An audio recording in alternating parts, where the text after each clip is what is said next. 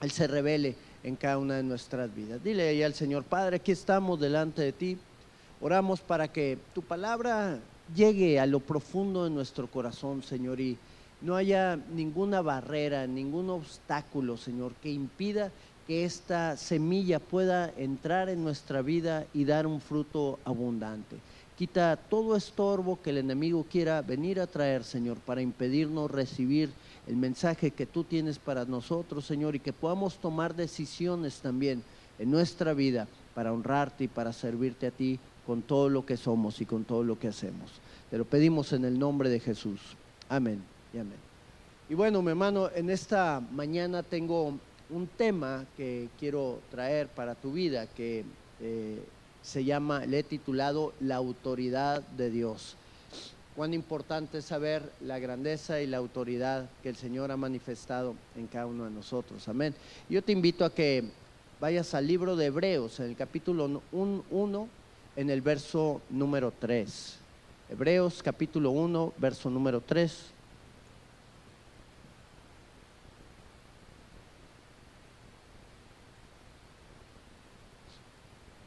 Vamos a dar lectura de este verso.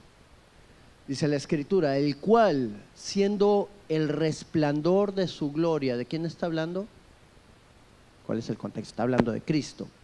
El cual, siendo el resplandor de la gloria de Dios y la imagen misma de su sustancia. Aquellos que no han entendido lo que es la Trinidad, y que hay muchas líneas cristianas que no creen en la Trinidad, ¿ok? Pero aquí dice: el resplandor de la gloria de Dios, el Padre, es Jesucristo, y Él es la imagen misma de la sustancia de Dios. Aquellos que no creen que Jesús es Dios, bueno, tienen que saber que Él es parte de la sustancia misma de Dios. Dice lo siguiente: y quien sustenta todas las cosas con la palabra de su poder. ¿Tiene autoridad el Señor o no la tiene? Todas las cosas las sustenta Él con la palabra de su poder. Habiendo efectuado Él la purificación de nuestros pecados por medio de sí mismo, se sentó a la diestra de la majestad en las alturas. Y ahí está el Señor reinando con poder, y ahí está su autoridad también manifestándose en cada uno de nosotros. Qué importante es la autoridad, mi hermano, para el desarrollo de la vida en general. No podemos vivir en un lugar donde no hay autoridad, ya que sin ella es muy difícil que se pueda establecer el orden. Entonces, la autoridad ayuda primeramente pues a establecer el orden. Cuando no hay autoridad, ¿qué es lo que hay? Pues hay algo que le llaman anarquía.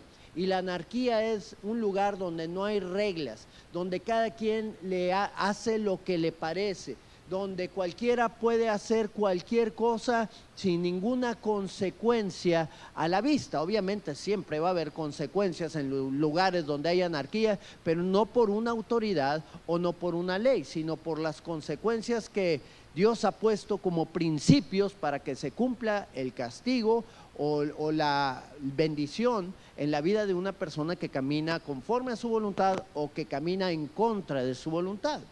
La autoridad también establece límites, ¿ok? Cuando se establecen los límites, por ejemplo, en la familia, a través de los padres, los hijos saben cuáles son los parámetros en los cuales tienen que caminar. Hay familias donde los padres les permiten a los hijos hacer lo que quieran. Yo recuerdo una familia que decía, bueno, los padres decían, a los hijos los dejaban hacer lo que quieran. Y ellos se justificaban bajo el argumento: mira, yo a mis hijos los dejo que conozcan el bien y el mal y que enfrenten las consecuencias de cada uno para que ellos decidan. Bueno, lo que no entienden ellos es que el hombre tiene una tendencia a hacer lo bueno o a hacer lo malo. Lo malo. Entonces, pues definitivamente tomaron decisiones y tomaban decisiones incorrectas. Entonces los padres, como autoridad, están puestos para poder delinear los límites en donde tienes que andar. ¿Para qué? Para que cuando estés grande o para cuando el niño crezca, pueda también saber que hay límites en la vida que no puede cruzar. Y bueno, hay muchos a los cuales los padres no les ponen límites, pero se los viene a poner la policía cuando están ya grandes, o la delincuencia o cualquier otro tipo de persona con el cual se van a topar y se van a caer, ¿verdad? Entonces, qué importante es que la autoridad pueda establecer límites. Cuando hay autoridad, hay también seguridad. Por ejemplo, tú no podías andar allá en El Salvador, ¿verdad?, en el país del Salvador, o en la ciudad de San Salvador. Es San Salvador, ¿verdad? Muy bien, San Salvador. No podías andar a las 10 de la noche, ¿verdad?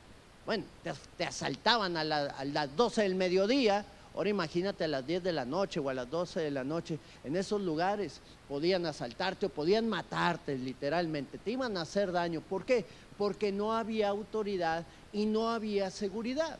Entra a la presidencia Bukele, y entonces empieza a poner orden y empieza a implantar las leyes y empieza a ponerse un sentido estricto en el nivel de autoridad que tenía, y por lo tanto se empieza a acabar todo lo que era la delincuencia, y ahora la gente puede andar con seguridad a las 10 de la noche, a las 11 de la noche, ahí en la plaza paseando con su familia o disfrutando el tiempo de recreación que quieran tener. Ha crecido el turismo, han crecido los ingresos, y esa nación va desarrollándose cada vez más. ¿Por qué? Porque hay autoridad. La autoridad está puesta para bendición cuando ésta se ejerce de una manera correcta.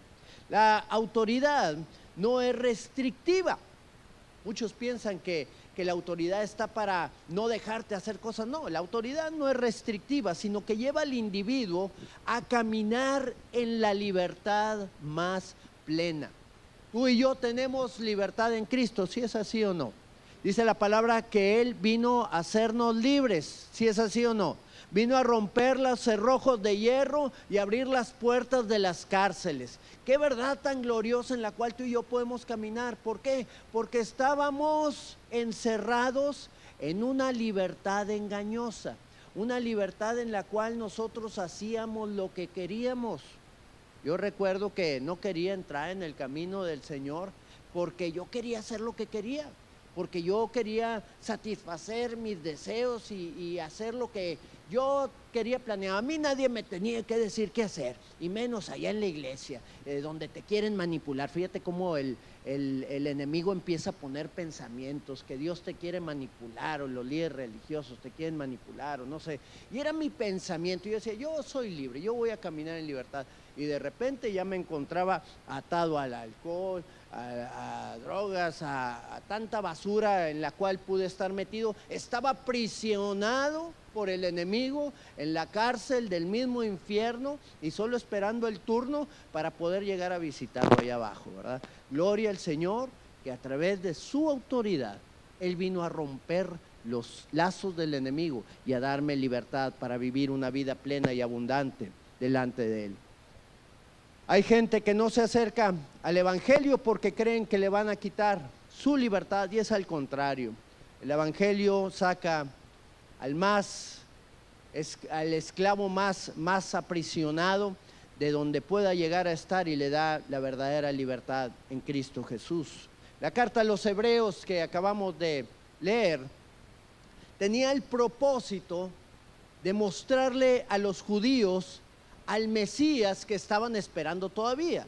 Es una carta difícil de entender porque tienes que tener el contexto del judaísmo en tu mente, porque está escrita para los judíos, así como el apóstol Pablo escribió a la iglesia de Roma con las necesidades que tenía, a la iglesia de Corinto, a la iglesia de Colosas. También el libro de Hebreos es una carta que fue escrita, se cree que por el apóstol Pablo, pero no se tiene realmente la certeza, a los hebreos. No eran de una determinada iglesia, sino eran aquellos que habían practicado el judaísmo durante muchos años, estaban esperando al Mesías, lo habían reconocido en Cristo y les daba los fundamentos teológicos para que pudieran creer en Él.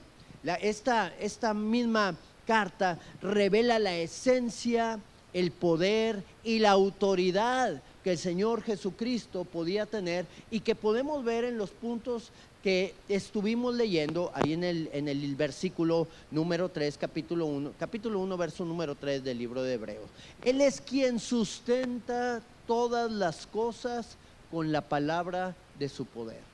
Él es quien con su autoridad hace que las cosas puedan permanecer. Déjame decirte que es por la autoridad que Dios tiene que la tierra, el sol, la luna y las estrellas mantienen su curso y no se salen de su órbita.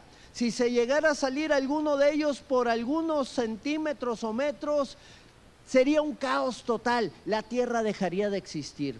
Estamos viviendo, mi hermano, a la distancia necesaria para no congelarnos fuera de la distancia del sol y para no quemarnos si estuviéramos unos metros más adelante. El lugar correcto e idóneo para que pudiera haber vida en la tierra, y todo eso lo trazó el Señor con su autoridad y con la palabra de su poder.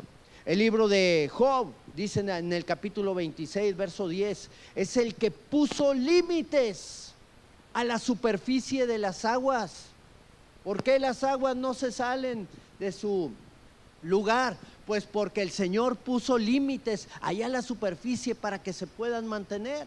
Hasta el fin de la luz le puso límite, y las tinieblas, todo tiene límite. Las columnas del cielo también, la atmósfera, todo aquello en lo cual nos permite tener vida y que se sale fuera de nuestra jurisdicción, se sale fuera de nuestra capacidad o limitante para mantenerlo o para no mantenerlo. Todo eso lo estableció el Dios con el poder de su palabra y de su autoridad.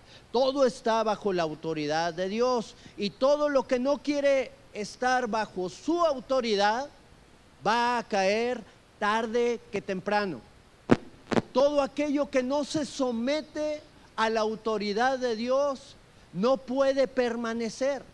Por eso es tan importante la autoridad del Señor para la vida de cada uno de nosotros, para poder vivir una vida abundante, para poder vivir quieta y reposadamente conforme a la autoridad que Dios ha establecido, y para que nos pueda ir bien en la vida.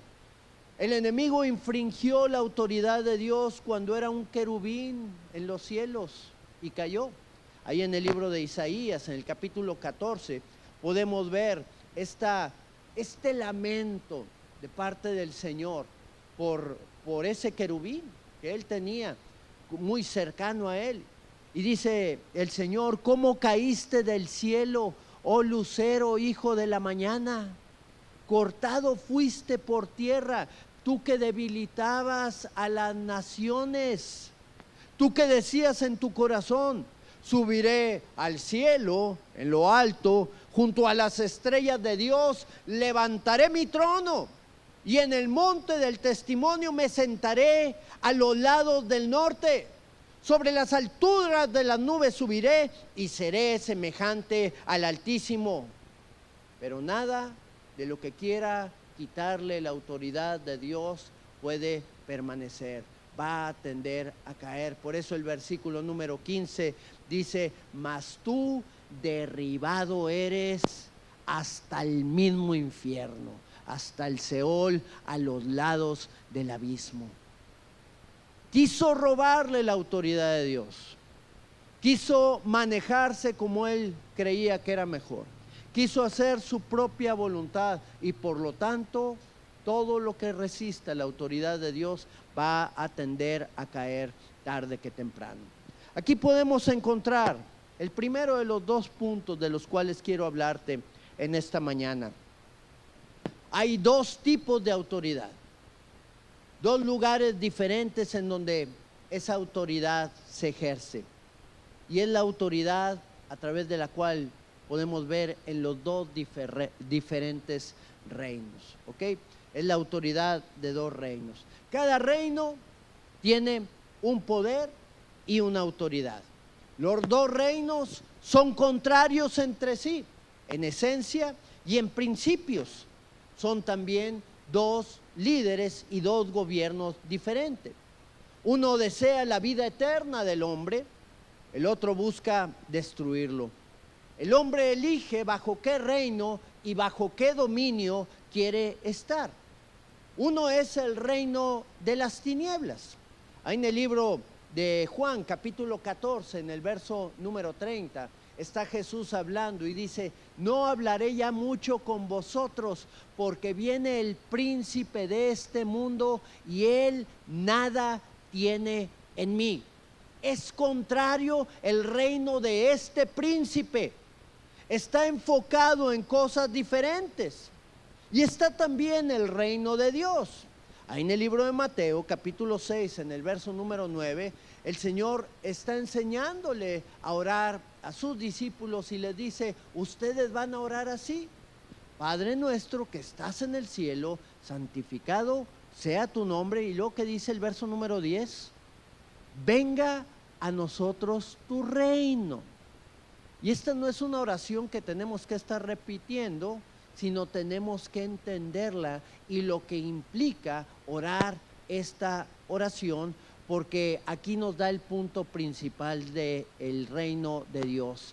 Hágase tu voluntad, así como se hace en el cielo, que así también tu voluntad sea hecha en la tierra. ¿Qué importancia tan grande implica el reino de Dios? Porque todo se somete delante de su presencia, todo se debe de someter delante de él. Un reino lo gobierna el Dios de verdad y otro lo gobierna el padre de la mentira. Cualquiera diría: si un reino me da vida abundante y el otro me da muerte eterna, pues voy a escoger el reino de Dios. ¿Quién no lo escogería? ¿Quién no lo elegiría? Yo creo que todos en su sano juicio pudieran decir: oye, pues si me das la vida o me das la muerte y yo quiero vivir, pues escojo la vida eterna. El problema es que la mayoría de la gente, por elección o por omisión también, toman la decisión de estar bajo el dominio y la autoridad del enemigo. Y esto es por causa de que el reino de las tinieblas tiene un enfoque muy importante en las cosas de este mundo. Por eso dijo Jesús: el príncipe de este mundo. Todo lo que implique los deseos del hombre están en este mundo. Todo lo que implica el materialismo es parte de este mundo. Y el enemigo te lo puede ofrecer. El enemigo puede atraerte a satisfacer tus deseos, a poderte suplir tus necesidades, a poder cumplir todas las cosas que tú puedas desear en este mundo. Obviamente la factura que él te va a cobrar va a ser muy alta, porque va implícita el costo de tu vida y la va a destruir por completo, porque ese es el objetivo y el plan del enemigo. Él vino a robar, a matar y a destruir. Por eso es que tenemos que tomar la decisión de acercarnos al reino de Dios. El reino de las tinieblas tiene su enfoque en los deseos de la carne, en los deseos de los ojos y en la vanagloria de la vida, nos dice su palabra. Y la Biblia dice que todo esto va a pasar, pero el que hace la voluntad de Dios va a permanecer. ¿Para cuándo? Para siempre. El mundo pasa y sus deseos, pero el que hace la voluntad de Dios permanece para siempre. ¿Qué autoridad escogemos? ¿Qué autoridad elegimos? ¿Seguimos alimentando las mentiras del enemigo? ¿Seguimos alimentando el autoengaño? ¿Seguimos alimentando todo aquello que nos quiera destruir? ¿O tomamos la decisión de cortar con todos esos argumentos que el enemigo ha querido poner en cada uno de nosotros? Nos tomamos de la mano de Dios y vivimos bajo autoridad una vida abundante. El libro de Mateo nos lo expresa de esa manera: hágase tu voluntad en el cielo así como en la tierra. Cualquiera diría: qué sencillo sería escoger, ¿verdad? Escoger el reino de Dios, pero qué difícil es para muchos. Por eso vino Cristo, mi hermano. El Señor Jesucristo vino para librarnos del poder del enemigo. El Señor Jesucristo vino a revelar la verdad. Él dijo, yo soy el camino, yo soy la verdad y la vida. ¿Por qué? Porque sabía que había un reino contrario, que era el reino de la mentira. Tú te puedes dar cuenta si caminas en el reino de la mentira o en el reino de la verdad cuando tu vida está en crecimiento. Si tu relación con Dios está creciendo, se está desarrollando, estás por el buen camino. Si tu relación con Dios va menguando y se va apagando, pues tal vez el enemigo está implantando mentiras en tu mente para tratarte de alejar del Señor. Tener problemas no implica que estás caminando en el reino de las tinieblas, porque nuestro Señor Jesucristo nos advirtió que iba a haber problemas en la vida. Pero si tú tienes problemas y no te estás tomando de la mano de Dios para enfrentar esos problemas y vencerlos, pues ahí puede implicar también que vas bajo el camino correcto, que vas en la dirección incorrecta. Cuando vamos en la dirección correcta, siempre va a haber un fruto que se va a manifestar en nuestra vida y que va a mostrar la evidencia de que estamos caminando en Cristo. Y se manifiesta a través del amor. En esto conocerán que sois mis discípulos, dijo el Señor. Si tuvieres ¿qué? Amor los unos para con los otros. Tú ves la esencia de Dios en la vida de una persona que está caminando en su voluntad y en su propósito, y ves cómo es un testimonio vivo delante de Él. Y ves también el testimonio de una persona que puede estar lejos del camino del Señor o que se puede estar alejando del Señor en el fruto que va a manifestar en su vida. Es muy claro y es muy simple. El libro de Colosenses, capítulo 1, verso número 13. Dice la palabra que Él nos ha librado, ¿de qué? De la autoridad de las tinieblas, de la potestad, del poder de las tinieblas. Nos libró de estar en el reino de las tinieblas, y ¿qué hizo? Nos trasladó al reino de su amado Hijo Jesucristo. Verso 14, en quien tenemos redención, o quien pagó el precio para que tú y yo pudiéramos ser libres con su sangre preciosa, perdonándonos todos nuestros pecados. Así que dos reinos, mi hermano, dos lugares diferentes en los cuales tú y yo podemos estar, dos decisiones distintas. ¿Bajo qué reino estaba el rey Saúl? ¿Bajo qué reino estaba Saulo de Tarso? Saulo de Tarso era un hombre que creía que estaba en el reino de Dios, creía que estaba caminando haciendo su voluntad, matando cristianos a diestra y a siniestra, pero estaba bajo el poder del enemigo. Por eso, después de que vino de haber consentido en matar a Esteban y que se iba dirigiendo hacia Damasco para perseguir a otros cristianos y muy probable matarlos o encerrarlos, el Señor se presenta delante y le dice: Pablo, Pablo, ¿por qué me persigues? ¿Por qué me estás persiguiendo? ¿Por qué estás en contra de mi reino? ¿Por qué estás en contra de hacer mi voluntad? ¿Quién eres, Señor, para que yo te persiga? Pues es al que crees que tú estás sirviendo. Estás yendo en el sentido contrario. Necesitas entender hacia dónde vas, hacia dónde te diriges.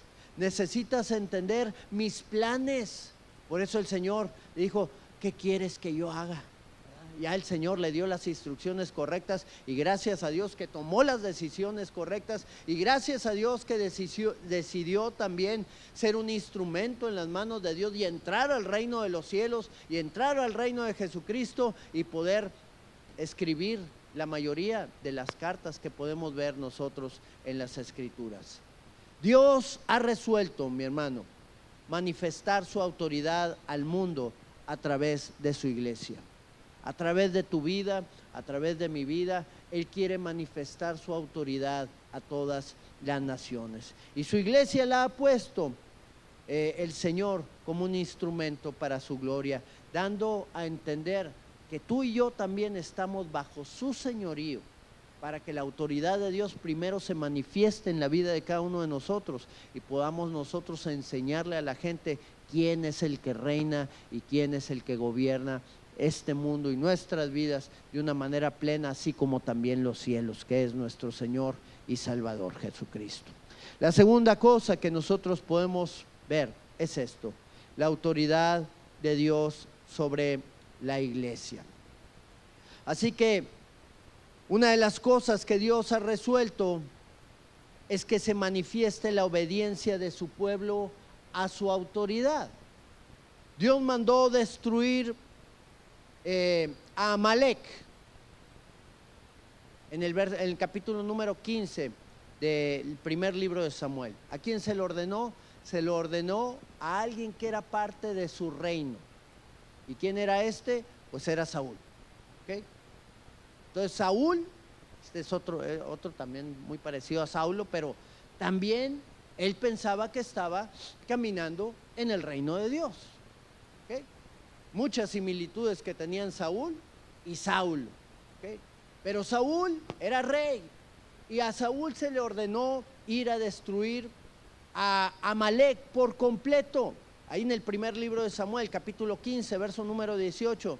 Dice la palabra: y Jehová te envió en misión y dijo: ve, destruye a los pecadores de Amalek. Era gente perversa, eran asesinos, era gente abusiva. Dice: y hazles guerra hasta que los acabes. El juicio de Dios se estaba manifestando sobre la vida de esas personas. ¿Okay? La autoridad de Dios se iba a manifestar por toda la maldad y por todo el pecado que estos anarquistas, que no tenían el gobierno de Dios, que pensaban que se iban a salir con las suyas, con todas sus obras y sus perversiones. El Señor viene y le dice a Saúl: a través de mi pueblo, de la iglesia, vas a ir y vas a destruir a esta nación por completo. No tomes nada de lo que tienen ellos, destrúyelo por completo. Saúl obedeció o no obedeció. Verso número 19. ¿Por qué pues, Saúl, no has oído la voz de Jehová, sino que vuelto el botín, has hecho lo malo ante los ojos de Jehová? ¿Qué hizo Saúl? Obedeció a medias. Realmente no estaba caminando bajo la autoridad de Dios. Realmente no estaba tomando las decisiones correctas. Y la decisión correcta era obedecer el mandato de Dios como Él lo había manifestado. Y luego, ¿qué hizo? Puso excusas. Que muchas veces, cuando tú y yo no somos obedientes al Señor de manera completa y queremos autoengañarnos, lo primero que sacamos son las excusas para poder decir: Señor, mira, es que hice esto para agradarte a ti. ¿Qué le dijo Saúl al Señor a través del profeta Samuel? Le dijo: no, es que mira, estos caballos, estos becerros, estas vacas, todo esto me lo traje, fíjate muy bien, Samuel, para ofrecerle sacrificios al Señor. O sea, no creas que lo traigo para mí, para revenderlo, para vender carne asada aquí al pueblo de Israel. No. Lo traje para ofrecerle sacrificios al Señor. Le dijo Samuel, capítulo número 15, verso 22 del primer libro de Samuel: se complace Jehová tanto en los holocaustos y víctimas, como en que se obedezca a las palabras de autoridad de Jehová. Ciertamente el obedecer, le dice, es mejor que los sacrificios, y el prestar atención que la grosura de los carneros. Yo no te pedí que me trajeras carneros, bueyes o cualquier otro tipo de animal para traerlo en sacrificio. Lo único que te pedí es que obedecieras la palabra que yo te había mandado al pie de la letra. Para que de un lado haya autoridad, del otro debe de haber sumisión. De modo que si no hay sumisión al mandato de autoridad, hay rebelión. Y la rebelión es algo en lo que ni tú ni yo deseamos caer.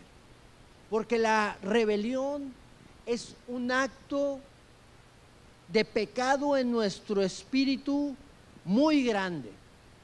Un acto que llevó al mismo querubín, al lucero de la mañana, a poder rebelarse delante del Señor y a caer desde las alturas hasta el mismo infierno. Fue derribado por completo. La rebelión es el peor pecado que se pueda levantar. No es fácil estar bajo sumisión, mi hermano, más cuando tenemos que hacer algo por lo que no quisiéramos pasar o que no queremos hacer. Pregunta: ¿la voluntad de Dios siempre va a ser agradable a nuestros ojos? ¿Sí o no? Pues debería, pero muchas veces no caminamos en la voluntad de Dios porque hay cosas más agradables: los deseos de la carne, los deseos de los ojos y la vanagloria de la vida. ¿Cuántos de aquí han pecado en alguna ocasión? Como 5 o 6. Muy bien. Hemos pecado en algunas ocasiones. ¿Y sabes qué es eso? Es rebelarnos a la autoridad de Dios. ¿Cuántos han pecado sabiendo que están pecando? Ya menos, ¿verdad? Pero pecamos sabiendo que estamos pecando. ¿Cuántos han pecado sin saber que estaban pecando? También, muchos. Todos pecamos sabiendo y sin saber que estamos pecando. Pero aunque de las dos maneras va a haber consecuencias, cuando nosotros sabemos que algo es pecado y lo ponemos por obra, pues estamos pecando de una manera más grave. Hay veces que queremos maquillar el pecado de muchas maneras, pero al final de cuentas es rebelión en contra del Señor y en contra de su voluntad.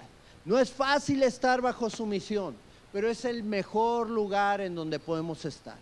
Por eso el libro de Romanos, en el capítulo 12, en el verso número 2, nos dice que es necesario que sea renovado nuestro entendimiento para poder comprobar la buena voluntad de Dios. Mi hermano, la voluntad de Dios es mejor que la de nosotros. ¿Cuántos lo creemos? Dice, pero tú tienes que renovar tu entendimiento. No puedes pensar de la manera en que pensabas. No puedes hacer las cosas de la manera en que siempre las hiciste, fuera de la autoridad de Dios. Tienes que renovarlo para que puedas entender cuál es la buena voluntad de Dios, agradable y perfecta. Entonces, el hacer la voluntad de Dios me ha agradado, dice la palabra. Ese es el punto en el cual tú y yo tenemos que estar, que podamos recibir con agrado la voluntad de Dios para nuestras vidas. Ahora, aunque la voluntad de Dios siempre es agradable para cada uno de nosotros, tenemos que saber que para nuestra carne, hacer la voluntad de Dios no siempre va a ser agradable, porque a tu carne le vas a dar algo que no le va a agradar o algo que no le va a gustar. Y yo creo que el mejor ejemplo que tenemos que tener cada uno de nosotros lo debemos de tener en Cristo Jesús. ¿Cuántos sabemos que Jesús estaba bajo autoridad aquí en la tierra? ¿Okay? Él fue enviado aquí en la tierra a seguir la autoridad del Padre. Lo que el Padre me ha mandado a hacer, lo he hecho. La misión que el Señor me dio a cumplir, la he completado. Consumado es. Él vino a hacer la voluntad del Padre aquí en la tierra. Pregunta: en algunos momentos su cuerpo, su carne, ¿se sintió tentada o no? Hacer lo malo. ¿Sí fue tentado o no fue tentado? Fue tentado Jesús, así lo dice la palabra, que fue tentado en todo, pero sin pecado. ¿Por qué? Porque la autoridad de Dios gobernaba su vida. Cuando iba a ir a la cruz, ¿quería ir o no quería ir? ¿Sí quería ir o no quería ir? ¿Qué le dijo? Ahí en el libro de Lucas, capítulo 22. Padre, verso 42, Padre, si quieres, pasa de mí esta copa, pero no se haga mi voluntad, sino la tuya. ¿Era fácil hacer la voluntad de Dios para Jesús en ese momento o no era fácil? No era fácil, no, estaba en una gran angustia. Podemos decir muchas cosas que pudieron pasar por la mente de Cristo porque no quería ir a la cruz. Algunos dirán, bueno, no quería morir, no quería que su cuerpo sufriera, él sabía cuál era la esperanza, la expectativa que venía.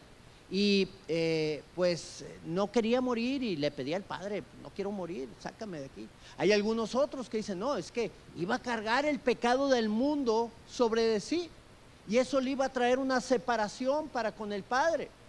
Y lo pudimos ver ahí cuando él pudo expresar una de esas 7 palabras que él mencionó ahí en la cruz. Padre, ¿por qué me has desamparado? Dios mío, ¿por qué me has desamparado? Algunos pudieran pensar que fue eso. Pudiéramos especular en muchos tipos de pensamiento, pero él estaba ahí en ese lugar en gran agonía, sudando gotas de sangre. Dice la palabra que cuando sudas gotas de sangre es porque tus arterias pequeñitas a causa del estrés se rompen y esas arterias llegan a hacer brotar la sangre y sale por las glándulas sudoríparas. Entonces estaba sudando, hacía calor y aparte la sangre del estrés que él estaba viviendo y enfrentando salían también por sus poros. Y dice la palabra que el Señor mandó a uno de sus ángeles. ¿Para qué? Para fortalecerle. Si tu hijo te dijera, papá, me mandaste a morir por todos estos, ¿crees tú que puedas pasar de esta situación? Yo quiero obedecerte, pero ¿crees tú que pudieras hacer algo para que yo no pase por toda esta situación? ¿Qué dirías? ¿Me estás desobedeciendo? ¿Lo castigarías todavía más? ¿Va a ser más difícil tu muerte? ¿Qué le dirías? Bueno, si nos ponemos ahí en ese lugar de diferencia y pudiéramos ver lo que Cristo le estaba pidiendo, yo creo que el Padre se enterneció tanto que le mandó a un ángel, dice la palabra, para que le fortaleciera. Se le apareció un ángel para fortalecerle. No era fácil hacer la voluntad de Dios. Necesitamos la ayuda de Dios para hacer su voluntad. Llegar a ese punto es una lucha muy fuerte que podemos también nosotros enfrentar. Pero Jesús no se escondió como se escondió Jonás, o se dejó guiar por los deseos que había en él, como lo hizo Sansón, sino que él oró al Padre. Nunca enfrentó solo sus luchas, sino que siempre estuvo el Señor con él, siempre se estuvo fortaleciendo en el Señor. En la oración que él estaba levantando, viene este ángel a fortalecerle. Y mi pregunta es, ¿qué le diría el ángel al Señor para motivarlo, para fortalecerlo en esta decisión que estaba tomando? No lo dice la palabra tampoco, pero lo pudiéramos intuir por lo que nos habla el libro de Hebreos en el capítulo número 12, en el verso número 2. ¿Cómo se fortaleció el Señor Jesucristo? ¿O qué le pudo haber dicho el ángel? El libro de Hebreos capítulo 2 dice que cuando nosotros estamos también en esa misma situación, pasando pruebas difíciles para agradar a Dios, tenemos que poner los ojos en Él, el autor y el consumador de la fe. Y aquí viene la razón por la cual Jesús pudo permanecer firme y pudo ser fortalecido. El cual por el gozo puesto delante de él. ¿Cuál era el gozo que estaba puesto delante de él? ¿Cuáles eran las expectativas que él tenía para el futuro después de la agonía que iba a pasar al ser latigado, al ser escupido, al clavarle la corona de espinas, al ser llevado a la cruz del Calvario, al morir como un malhechor, al cargar todo el pecado de todos nosotros, el gozo que había delante de Él era que tú y yo íbamos a alcanzar salvación y vida eterna. Porque ese era el plan que el Señor había diseñado para que tú y yo fuéramos salvos. Aquí es donde podemos entender la gravedad del pecado. Cómo el Señor diseñó todo un sistema a través del cual el pecado iba a causar un dolor muy grande a alguien. Sistema de los sacrificios en el Antiguo Testamento ejemplificaba lo que un animalito iba a sufrir a causa del pecado del que lo compraba, a causa del pecado del dueño. Tenían que llevarlo y tenía que poner la mano sobre la cabeza y luego era sacrificado el animal por culpa del dueño.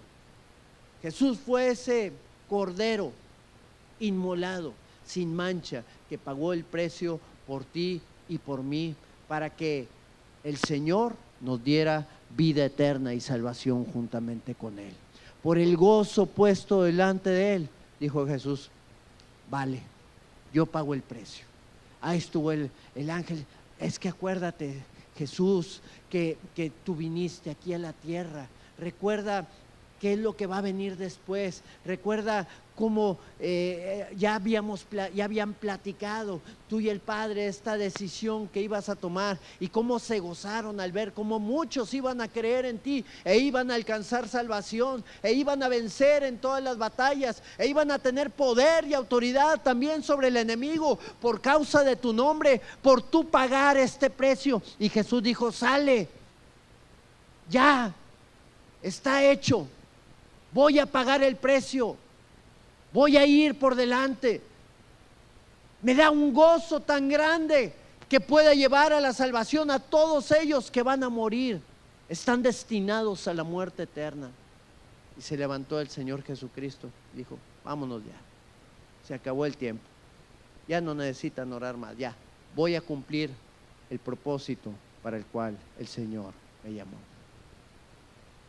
Qué bueno es el Señor para con cada uno de nosotros. ¿Tendría una claridad Jesús después de haberse levantado? Juan capítulo 18, verso número 11, se levanta con sus discípulos. Pedro ve que vienen, saca la espada que había guardado, se había llevado los cubiertos de ahí del aposento alto, traía un cuchillo, va y le corta la oreja. Imagínate, yo me estaba poniendo a pensar, él no fue sobre la oreja, él fue a darle un machetazo a la cabeza de la persona que vino en contra de él. Ese fue su objetivo. El otro tal vez se movió y le alcanzó a rozar en la oreja y se la cortó. Y le dijo Jesús entonces le dijo a Pedro, mete tu espada en la vaina, la copa que el Padre me ha dado, no la he de beber. Ya lo tenía claro el Señor Jesús, ya sabía dónde iba, ya sabía qué era lo que le esperaba. No era agradable para su carne, no era sencillo lo que iba a hacer, pero él se estaba sometiendo a la autoridad de Dios, porque aunque en un principio parecía que la voluntad de Dios no era perfecta ni agradable para él, las cosas que Dios nos marca siempre son a un largo plazo y a un plazo que va a permanecer para siempre.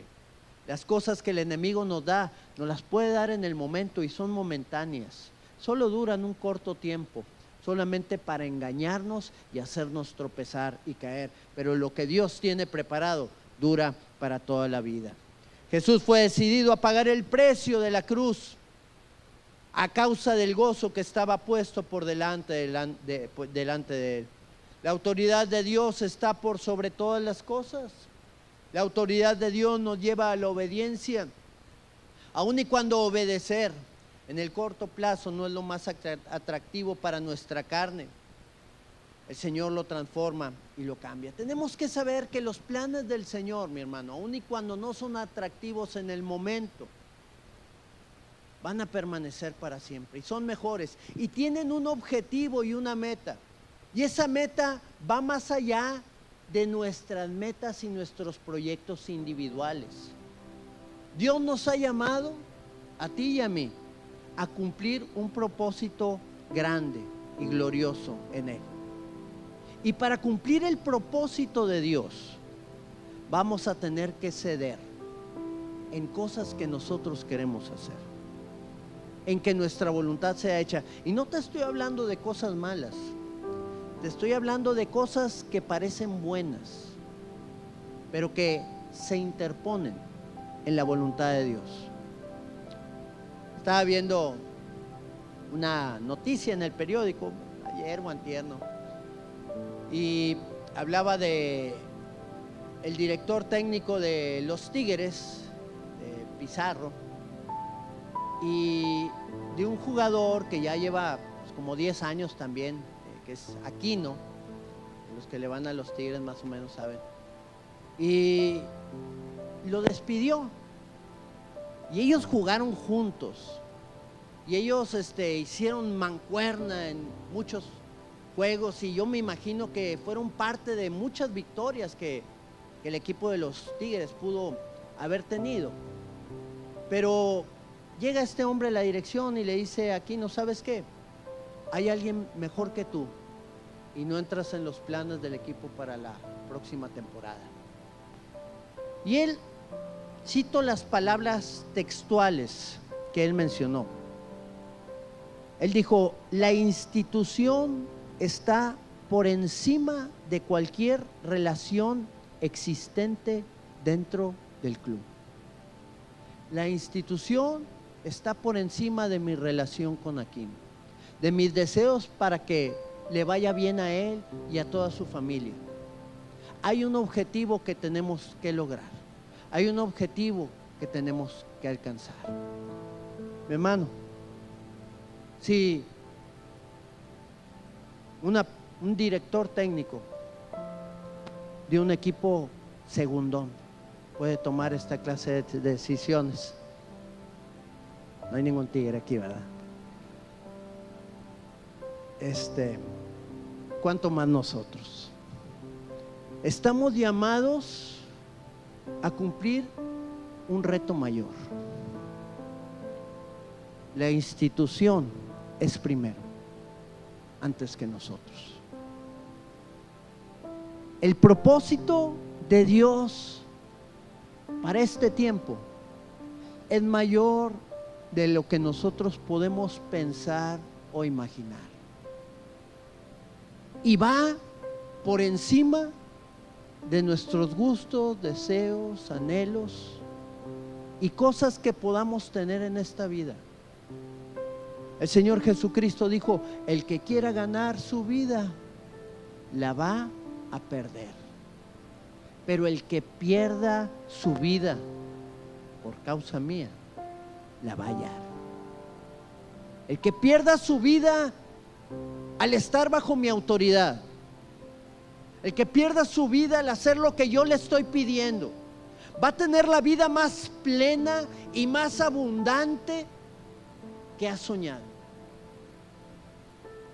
Yo te puedo decir que el hacer la voluntad de Dios a mí me agrada. Que el enemigo me ha engañado, mucho tiempo me engañó y me trató de hacer pensar y ver que mi voluntad era mejor que la voluntad de Dios. La veía tan lejana, no era agradable, no me iba a satisfacer en el corto plazo. Era más una esperanza de algo que iba a venir en el futuro.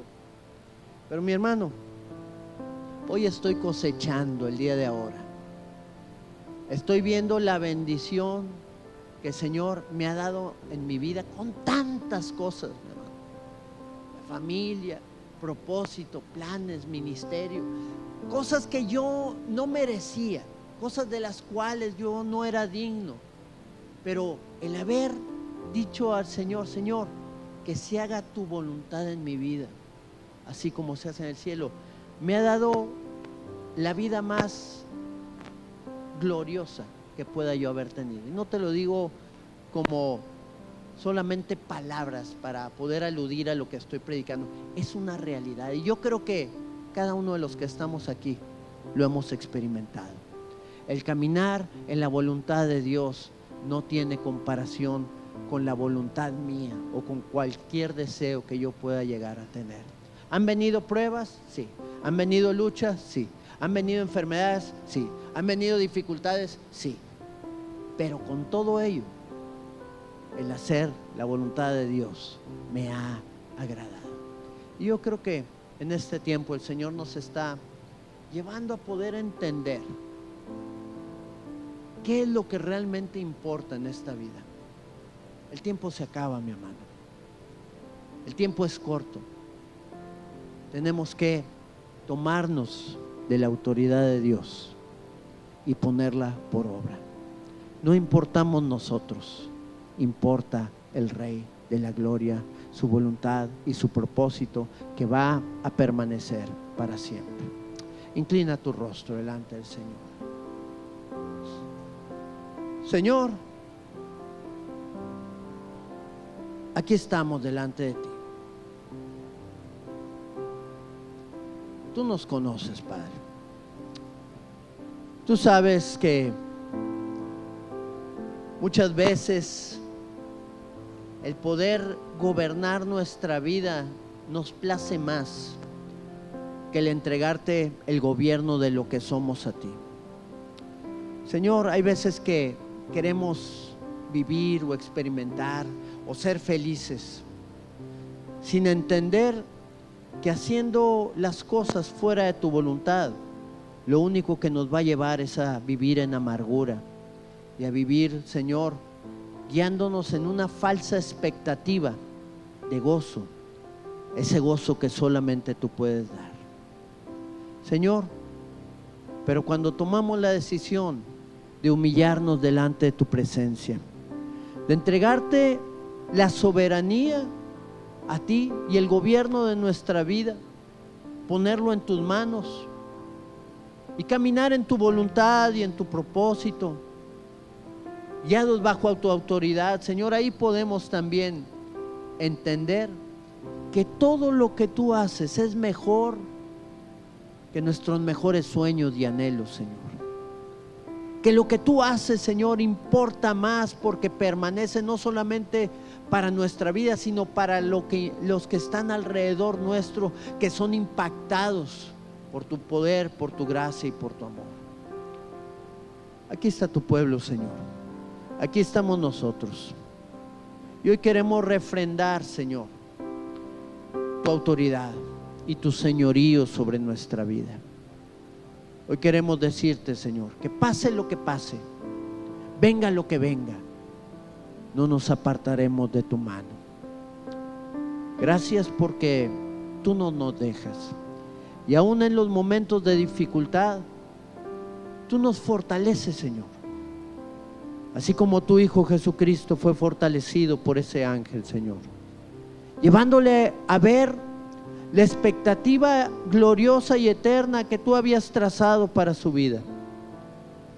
Padre, hoy delante de ti refrendamos, Señor, esa declaración, que tu voluntad se haga aquí en la tierra, aquí en nuestra vida, como es hecha allá en el cielo. Yo quiero invitar a todos aquellos que no le han entregado aún su vida a Cristo, no le han entregado el señorío de sus vidas a Él, para que en esta tarde ya podamos rendirnos delante de su presencia y podamos humillarnos delante de Él y decirle: Señor, quiero hacer tu voluntad. El hacer tu voluntad me ha agradado. Y te invito a que, si ese es tu deseo, repitas conmigo estas palabras y le digas al Señor: Señor Jesús, Señor Jesús, yo creo en ti. yo creo en ti.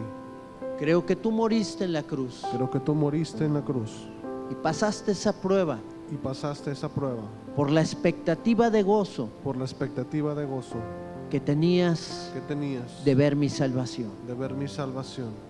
Te levantaste de la muerte, Te levantaste de la muerte, venciste venciste y resucitaste al tercer día y resucitaste al tercer día para darme la victoria para darme la victoria juntamente contigo juntamente contigo en todo lo que enfrento. en todo lo que enfrento. Hoy te pido perdón Hoy te pido perdón y oro y oro para que tu propósito para que tu propósito y tu voluntad y tu voluntad se hagan en mi vida. se hagan en mi vida. En el nombre de Jesús. En el nombre de Jesús. Amén. Amén. Yo quiero hacer una oración, mi hermano, por todas aquellas personas que tomaron esta decisión por primera vez. Decirle al Señor: Padre, aquí están, Señor, la vida de tus hijos. Aquellos, Señor, que con un corazón sincero han venido delante de tu presencia y han pedido tu gobierno, Señor. Te han elegido a ti como el Señor y el Salvador de sus vidas. Hoy oro para que tú afirmes esa declaración en cada uno. Hoy oro para que tu voluntad, Señor, se establezca y se cumpla en cada uno de ellos, Padre. Que el toque de tu Espíritu Santo les fortalezca para vivir día tras día tomados de tu mano. Yo los bendigo, Señor, y oro para que tu propósito se cumpla en ellos. En el nombre de Jesús. Amén. Quiero hacer un último llamado, mi hermano. Quiero invitarles a que se pongan de pie. Y tal vez haya cosas en este día que tú quieras traer delante del Señor. Y que tengas que ceder tu voluntad para que su voluntad se haga en ti. Una decisión, déjame decirte, que puede marcar el destino de tu vida. No podemos caminar en el otro reino, porque no hay opción. El otro reino desea mi muerte. El apóstol Pedro dijo: ¿a quién iré? Si solo tú tienes palabra de vida eterna. No hay otra opción, no hay otro camino. Y hoy, aunque sea difícil,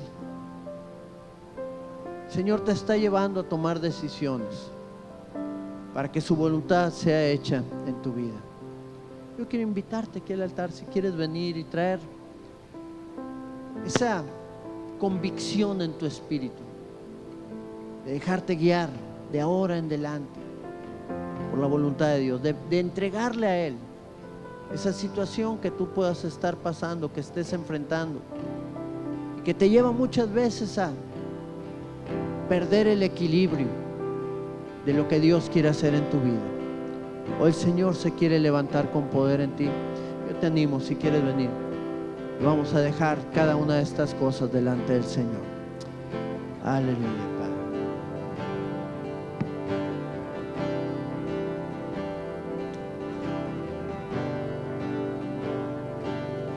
El esplendor de un rey vestido en majestad. La tierra alegre está, la tierra alegre está,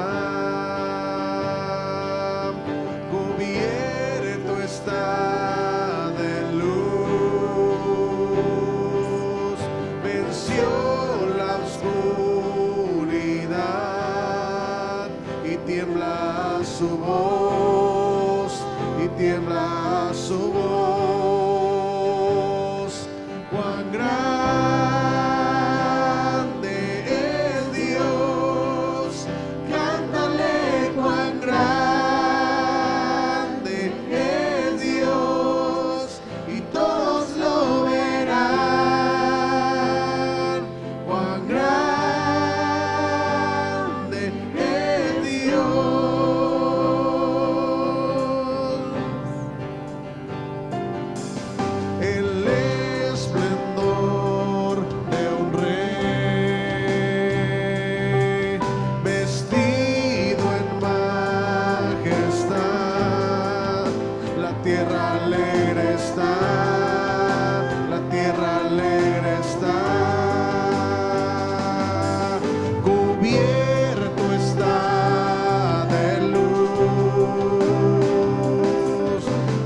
venció la oscuridad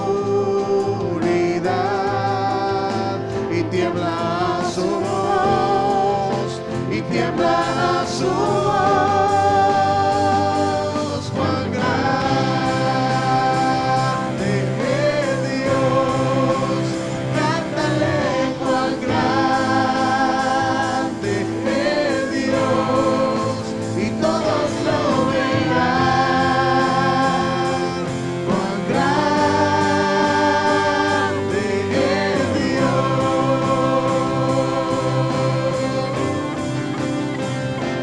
Cuán grande es Dios, cántale cuán grande es Dios, y todos lo verán. Cuán grande es Dios.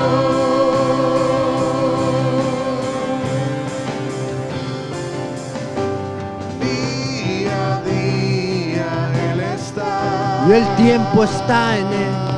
El tiempo está en él. Principio y el fin. Principio y el fin. Principio y el fin. La Trinidad de Dios. La Trinidad.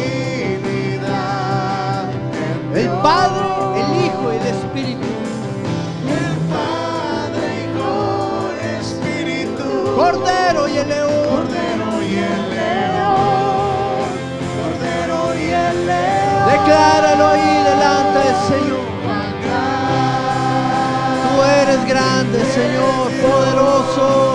Cántale cuán grande es Dios, y todos lo verán. Cuán grande es Él. cuán Sí, Señor. es Cuán grande es Dios. Decláralo con poder. Cuán grande es Dios, cántale cuán grande es Y Dios, todos lo verán. y todos lo verán. Cuán grande es Dios. Su nombre poderoso. Su nombre sobre todo es. Él es digno de alabar. Él es digno de alabar. Y mi ser dirá. Y mi ser dirá cuán grande es Dios. Nombre sobre todo nombre. Tu nombre sobre todo es. Eres digno de alabar. Y mi ser dirá cuán grande es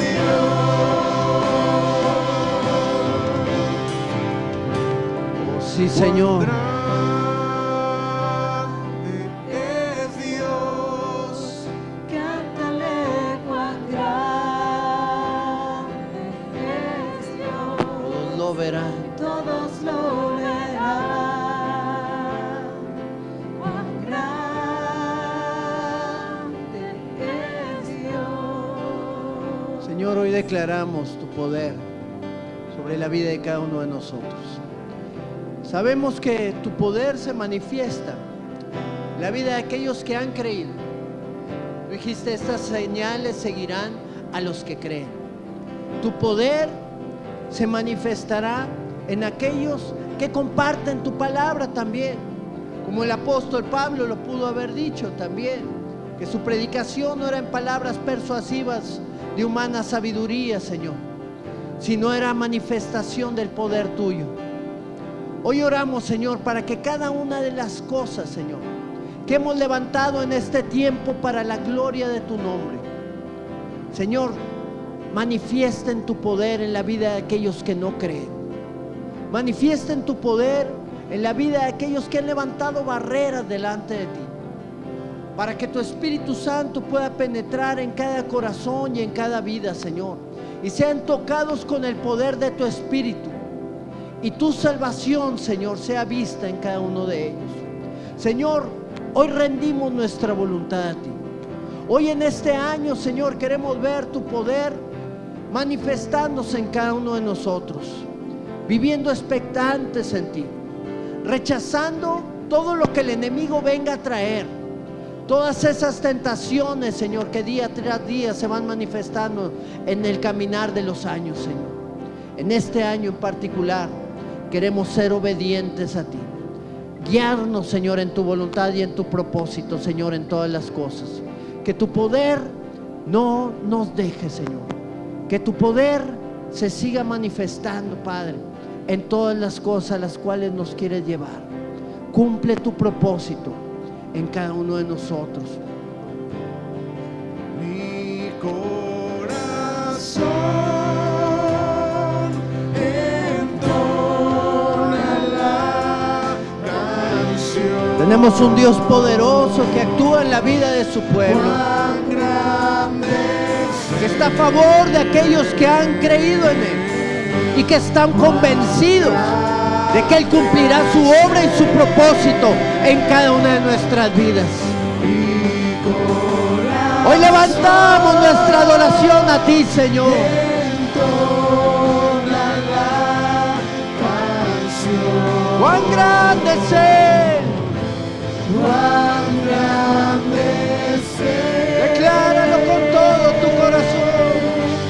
Cuán grande es Mi corazón.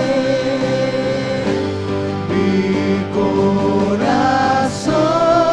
corazón entona la canción. Oh, sí, Señor. ¡Cuán grande! Cuán grande es Hoy declaramos, Señor, tu grandeza y tu favor. cuán grande es Sí, Señor. mi corazón entona la canción. ¡Cuán grande es Él! Cuán grande es Él. ¡Cuán grande es Él! Cuán grande es Él. ¡Oh, sí, Señor! Gracias, Señor. ¡Cuán grande eres tú! Lo declaramos y lo confesamos en tu nombre, Jesús. Amén y amén. Amén. Qué glorioso es estar bajo la cobertura de ese Dios eterno. ¿Cuántas veces, dice el Señor Jesús, quise juntarlos como pollitos, le decía a su pueblo, y no quisieron? Pero hoy tomamos decisiones. Afuera no hay nada, en Él lo tenemos todo. Que el Señor pueda manifestar su poder y su voluntad en la vida de cada uno de nosotros. Amén. Vamos a despedirnos con este canto y salir en victoria en el nombre del Señor de este lugar.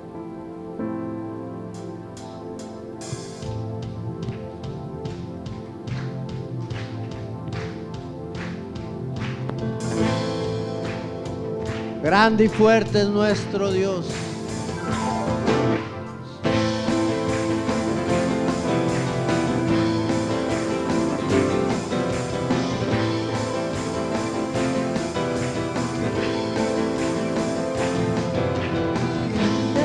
Y fuerte es nuestro Dios.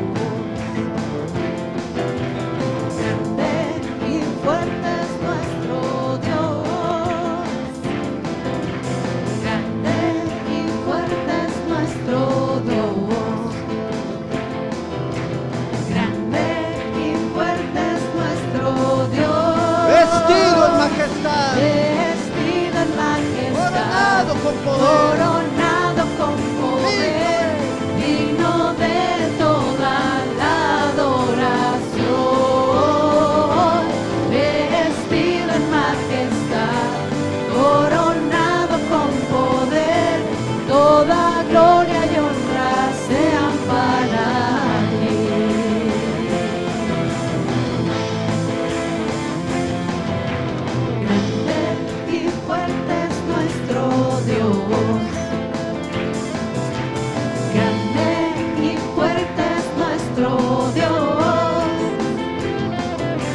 Grande y fuerte es nuestro Dios. Grande y fuerte es nuestro Vestido en majestad. Vestido en majestad, coronado con poder, digno de toda la adoración. Vestido en majestad, coronado con poder, toda gloria y honra sean para ti. Aleluya, Señor. Grande y fuerte es nuestro Dios. Grande y fuerte es nuestro Dios. Grande y fuerte es nuestro Dios. Grande y fuerte es nuestro Dios. Grande y fuerte es nuestro Dios. Grande y fuerte es nuestro Dios. Vestido en majestad, coronado con poder, digno de toda la adoración. Vestido en majestad, coronado con poder, toda gloria y honra sean para ti.